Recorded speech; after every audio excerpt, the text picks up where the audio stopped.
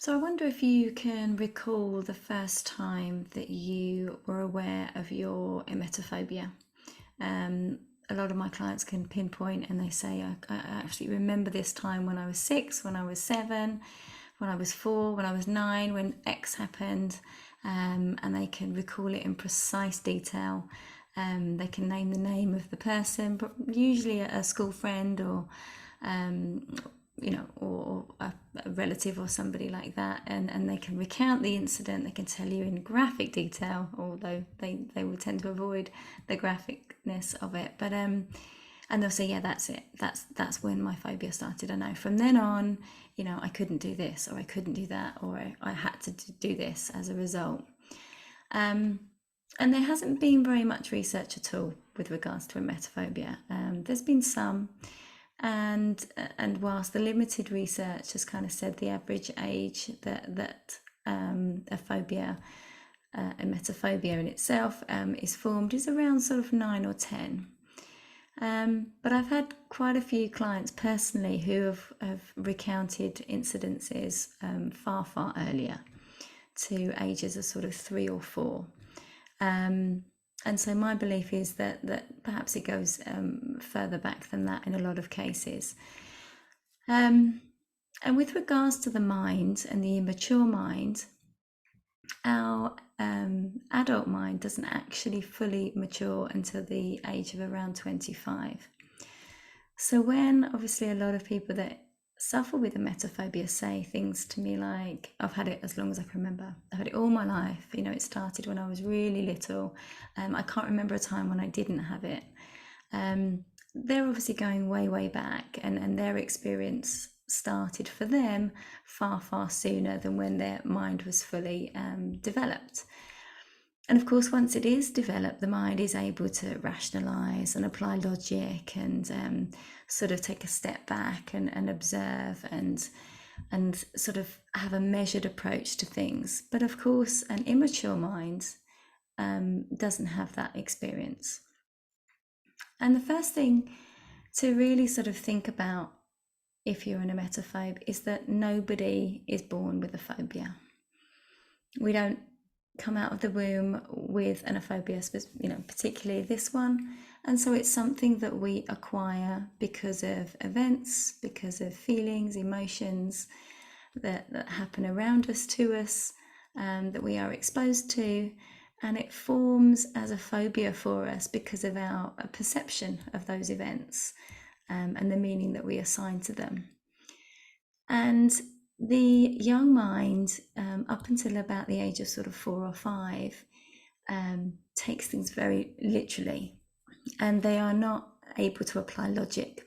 So, for example, if a child was to go to a birthday party and they're running around like crazy, maybe it's a disco and they've got all the songs come on and they're hurtling around the hall, maybe it's in a village hall or something, and they're sort of going back for some food, some cake, then some sweets, then there's some games and they win some more food and they eat that, and then they go back, have some pizza and some chicken nuggets and some chips, and they run around a bit more, and there's some more games, and then there's a party bag and that's full of cake and food, and they eat that, and then on the way home they get in the car and they feel poorly, and then they are poorly.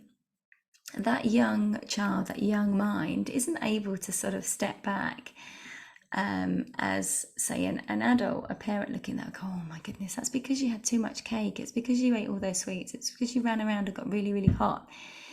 The child with that young, immature mind will just feel the feelings, experience the fear, the sensations around being poorly, and kind of scan, if you like, the environment for a reason. It's like, no, I need to assign a reason, because the mind is there to preserve us. Self-preservation is number one, and it's to keep us safe. And so when the mind perceives something, someone, to be dangerous, to be unsafe, then it sort of says, right, okay, I know now, don't ever want to do that again. We don't ever want to go there. We don't want to experience that.